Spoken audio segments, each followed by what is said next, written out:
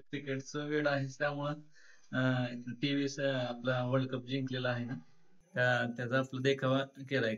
नाही का, म्हणजे सगळ्या मिळून भाऊ भावांनी तयार केलेला आहे. किती भावांनी हा देखावा केला आणि कल्पना कशी सुचली तिघांनी तुम्हाला? केलं भावानी, आमचे मोठा भाऊ, मधला भाऊ आणि मी, असं तिघांनी आम्ही मिळून केलाय सगळ्यांनीच.